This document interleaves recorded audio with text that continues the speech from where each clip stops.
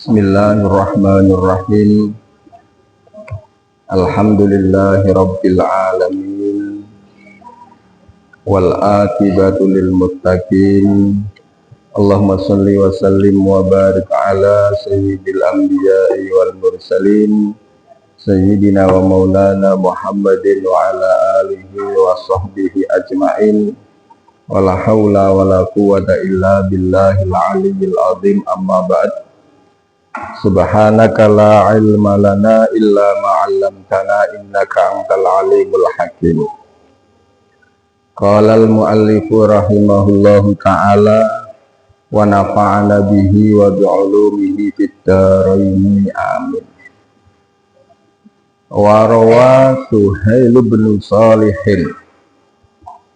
Wa rawa lan cerita Suhail bin Shalihin sapa Syekh Suhail bin Shalih an abihi saking bapake Suhail an Abi Hurairah saking sahabat Abu Hurairah anin Nabi saking Kanjeng Nabi Muhammad sallallahu alaihi wasallam annahu ing setuhune Kanjeng Nabi kala iku dawuh sapa Nabi, innallaha setuhune Gusti Allah Ta'ala ida ahabba iku tetkalane demen sapa Allah abdan ing siji kawula kala mongko dawuh sapa Allah li Jibril marang malaikat Jibril dawe ngeten, inni uhibbu fulanan wa ahibbahu. Inni setuhune ingsun uhibbu iku demen sapa ingsun fulanan ing fulan. Fa ahibba mongko demeno sira hu ing fulan. Fayaqulu mongko dawuh Jibril sapa malaikat Jibril li ahli samai marang malaikat penduduk langit, inna rabbakum setuhune pangeran sira kabeh yuhibbu iku demen sapa rabbakum sapa rabbukum fulanan ing fulan. Fa ahibbu mongko demeno sapa sira kabeh hu ing fulan. Fa yuhibbu mongko nuli demen hu ing fulan ahli samai sapa malaikat penduduk langit. Payu do'u mongko den deleh lahu marang fulan al qabulu apa pandriman apa ketrima fil ardi ana ing bumi. Wa idza abghadha lan tetkalane bendu sapa Allahu Gusti Allah abdan ing siji kawula pamithlu dzalika mongko utawi buduhu mithlu dzalika iku ngumpamani mengkono hubbuhu. Syekh Suhail bin Shalih cerita saking bapake saking Abu Hurairah saking Kanjeng Nabi Muhammad sallallahu alaihi wasallam panjenengane Kanjeng Nabi dawuh Allah Ta'ala iku yen demen siji kawula dawuh marang Jibril, he Jibril ingsun demen fulan sira supaya demen marang dhewekne. Nuli Jibril dawuh marang penduduk langit, malaikat penduduk langit, pangeran ira kabeh iku demen fulan. Sira kabeh supaya demen marang fulan. Nuli penduduk langit padha demen marang fulan iku. Nuli dipasang panrimaane masyarakat ana ing bumi. Yen Allah Ta'ala iku benci kawula ya kaya mengkono sifate. Alhasil niki tasih nerasaken bab tentang ikhlas. Pentingipun apa? Ikhlas di dalam beramal. Diriwayatkan oleh Syekh Suhail bin Shalih dari bapaknya, dari sahabat Abu Hurairah radhiyallahu anhu, dari Kanjeng Nabi Muhammad sallallahu alaihi wasallam, beliau bersabda, sesungguhnya Allah Ta'ala ketika mencintai seorang hamba, maka Allah berkata kepada malaikat Jibril, wahai Jibril, sesungguhnya aku mencintai si fulan itu, maka kamu cintailah dia. Kemudian malaikat Jibril berkata kepada malaikat penduduk langit, sesungguhnya Tuhanmu telah mencintai si fulan itu, maka kalian semua harus mencintainya juga. Maka kemudian para malaikat penduduk langit mencintai si fulan itu. Kemudian si fulan akan diterima oleh penduduk bumi. Dan apabila Allah telah benci kepada seorang hamba, maka juga demikian.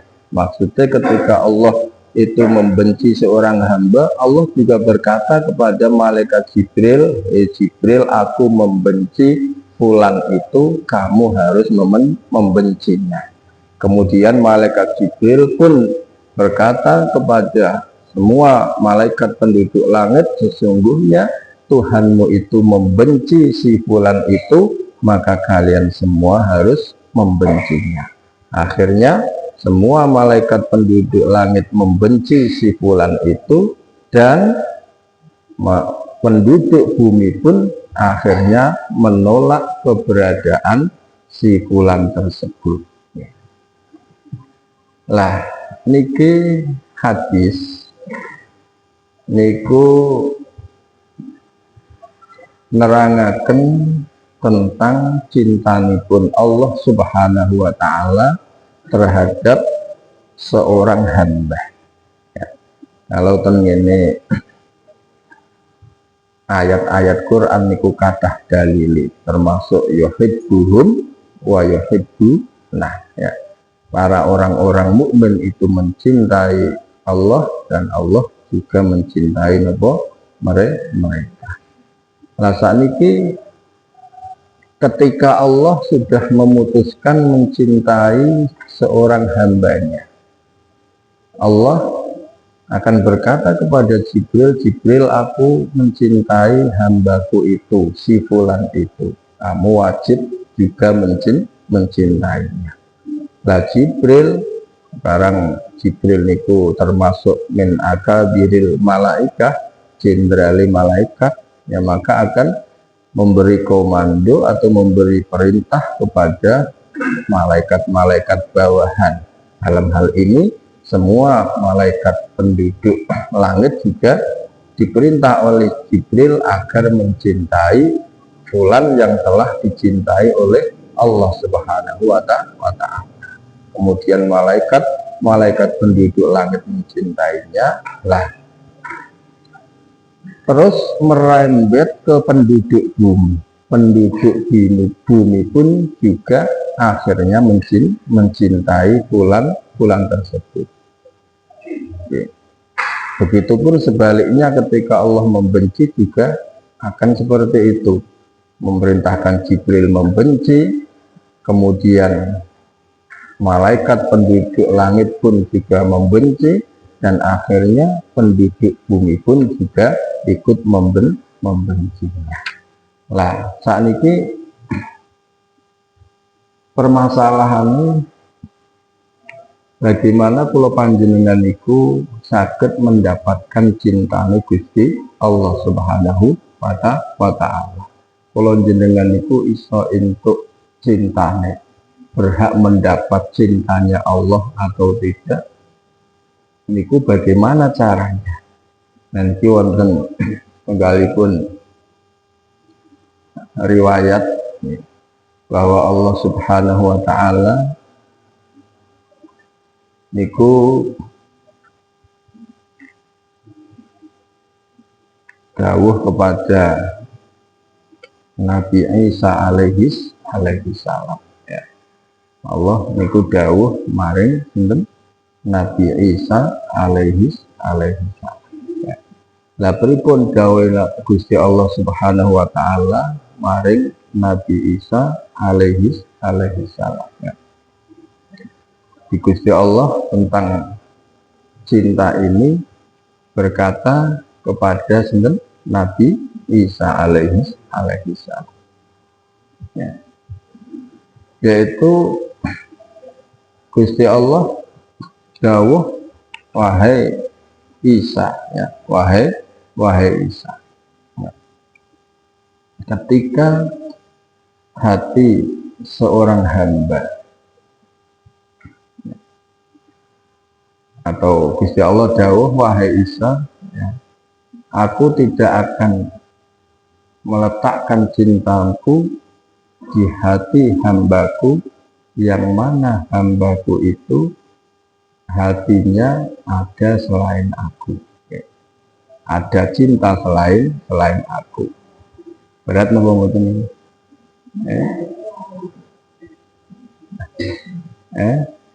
Jadi Gusti Allah tuh gelem atau meletakkan cintanya di hati kita. Allah mencintai kita apabila di hati kita itu tidak ada cinta kepada selain Allah Subhanahu wa ta'ala. Kari-kari kula panjenengan cintane atine itu kebanyakan akeh terhadap sinten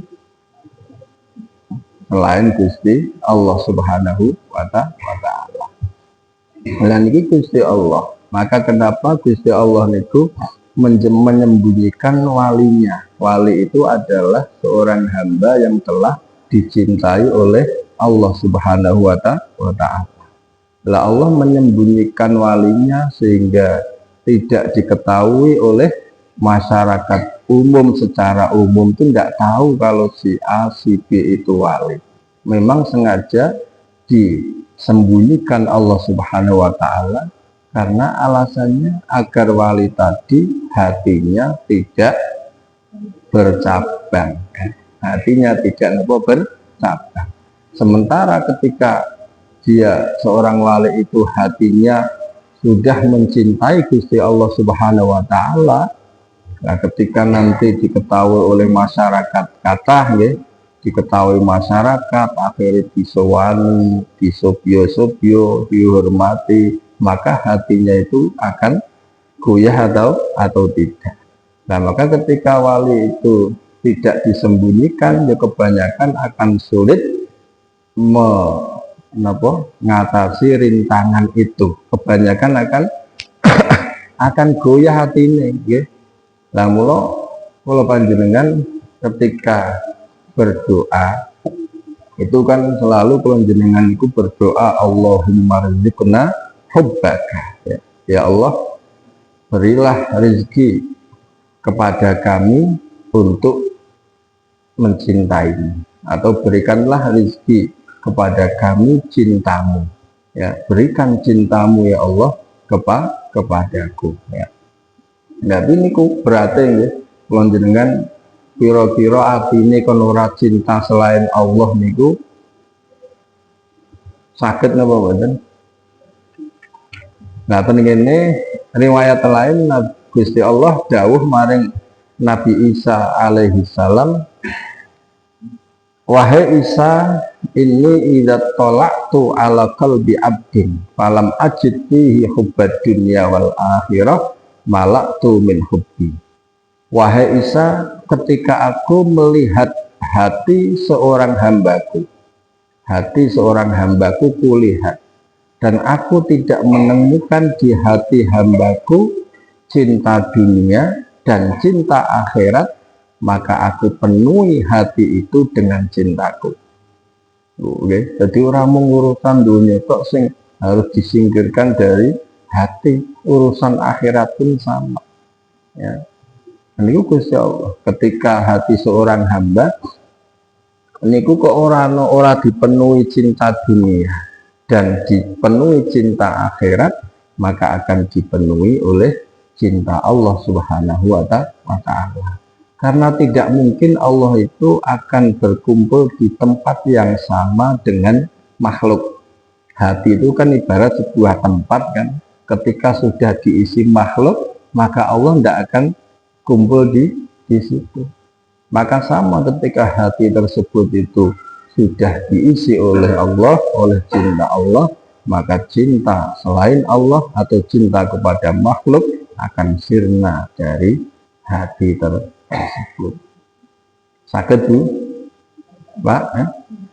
Mula kelingan ten manakib ketika Kanjeng Syekh niku pun masyhur nggih, Kanjeng Syekh niku tidak pernah satu kali pun baik niku tubuhnya maupun pakaiannya niku dipenceroki laler. Dilaler ki ora wani mencrok pakaiane Kanjeng Syekh, ora wani mencrok napa awake Kanjeng Syekh. Nah, kula jenengan laler bencerak-bencerok kadang teko ora sopan ning irungan. Ning irung ya dipenceroki ya. Tapi laler iki Kanjeng Syekh laler ndak berani lalat ini hinggap di tubuh Kanjeng Syekh Abdul Qadir dan juga di pakaiannya. Maka ketika Kanjeng Syekh ditanya, dikonfirmasi oleh muridnya, kenapa bisa begitu wahai Kanjeng Syekh? Lalat kok sampai tidak mau, ya? Lalat itu tidak mau nempel, nggak mau hinggap di tubuh jenengan dan juga pakaian jenengan. Saya pun Kanjeng Syekh, ya karena di hatiku itu tidak ada kotoran dunia dan juga tidak ada manisnya akhirat. Ya. Yun sewu lalat niku nengune bangke, nengune kotoran dia suka. Nengune manis-manis yo suka, nggih. Laler kan ora pilih-pilih, anane niku enak, misale bangke wah di pencroki dihinggapi dipangan. Ya. Bangke, kotoran dan lain sebagainya. Ya. Sama ketika bangke kotoran tidak ada, anane kok misale napa madu atau anane napa sesuatu sing enak-enak, ya laler doyan tetep dipencroki. Niku laler. Ya, niku laler. Laler. Mula laler itu disebut napa? Dubat nggih. Sehingga wonten istilah man laisal adab wa huwa kal dubat. Barang siapa tidak punya adab, maka dia seperti laler. Laler itu ayo paling rasopane makhluk nggih. Nyuwun sewu wonten wedhus niku langsung nemploki irungin jenengan, mancal irungin jenengan. Jenengan nek ora gawe perkara ora bakal dipancal wedhus. Kecuali jenengan gawe perkara ya disepak. Nah wonten kewan liyane niku moro-moro napa? Ayam misalnya nggih, tiba-tiba kok neleki irungin jenengan, enggak ada. Nah jenengan mau cari masalah ndak akan seperti itu. Tapi laler ndak ada angin, ndak ada hujan. Ujug-ujug nemplok ning irunge jenengan. Jenengan nek ora hati-hati angop e mlebu nggih. Nah, niki maksud malih Kanjeng Syekh ketika ditanya kenapa lalat ndak berani hinggap di tubuh jenengan, di pakaian jenengan, ya karena di hatiku tidak ada kotoran dunia, tidak ada manisnya akhirat.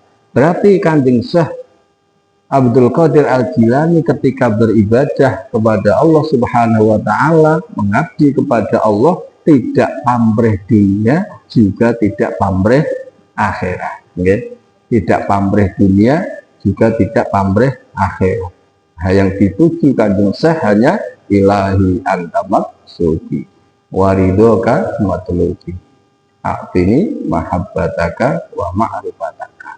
Wahai Tuhanku, engkaulah yang ku maksud, warido kamatlubi, dan ridhomu yang kucari. Ya, a'tini mahabbataka wa ma'rifataka. Berikan aku mencintaimu dan bisa makrifat kepadamu. Dan ini Kanjeng Syekh Abdul Qadir ibadahnya iku ora krana donya ya ora krana akhirat. Dari kula jenengan mungkin ibadah ora krana donya tapi tetep nglirik napa? Muga lalu rawedi tetep mencak-mencok ning irunge kula jenengan. Karena ning atine kula jenengan iku walaupun mungkin ora ana urusan donya tapi tetep mementingkan urusan akhirat.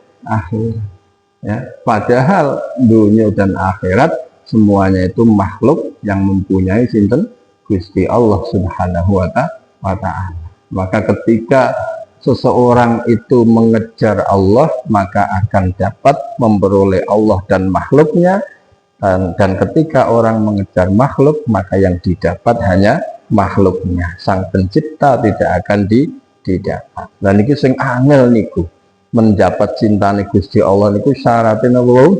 Kados Allah dawuh ten Nabi Isa, ketika hati seorang hamba kok tidak ditemukan mencintai dunia dan mencintai akhirat, maka hati itu akan dipenuhi oleh cintanya Allah Subhanahu wa Ta'ala. Nggih nggih.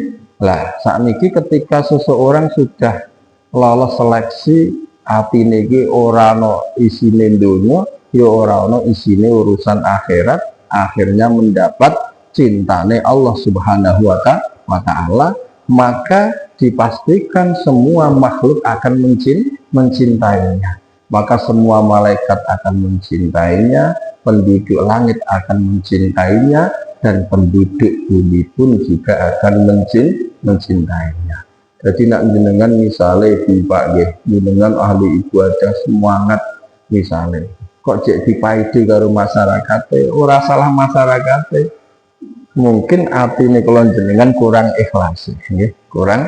Ojo salahke masyarakat, aku ki wong apik, ora tau maksiat kok cek dipaidi misal. Aku wong apik, ora tau maksiat kok cek dipaidi, cek diolo-olo ya.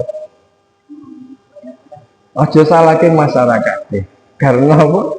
Karena berarti kemungkinan besar di hati kita kurang ikhlas, ya, orang ikhlas lillahi ta'ala, mencari ridhone Allah Subhanahu wa Ta'ala. Kemudian ketika Allah membenci seorang hamba juga sama. Ketika Allah niku membenci seorang hamba juga sama, hamba tadi akan dibenci oleh semua makhluk, baik itu malaikat atau penduduk bumi.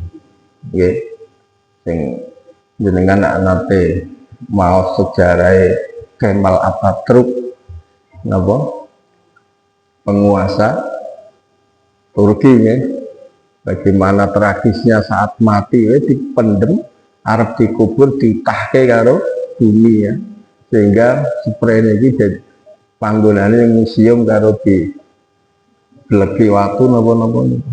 Pun dengan waca sejarah niku. Iku karena dia sudah ditolak Allah, dibenci oleh Allah, maka makhluk pun, semua makhluk pun akan ikut membencinya. Contoh malih sing nate tekan Mekah, ya.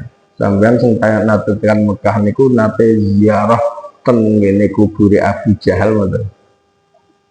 Ziarah ki tilik kan rapopo, maksudnya tilik niku bukan berarti ndongake, untuk i'tidal, untuk sebagai pelajaran. Kan kula jenengan ten donya niki urip niki kan disuruh, diperintah Allah untuk melihat yang baik dan melihat yang buruk. Melihat yang baik agar kita terobsesi melakukan kebaikan, melihat yang buruk agar kita bisa tahu sehingga kita tidak suka dan meninggalkan keburukan, ya. Misalnya dengan niku tekan Mekah mereka, ya berkunjung ning kubure Abu Jahal.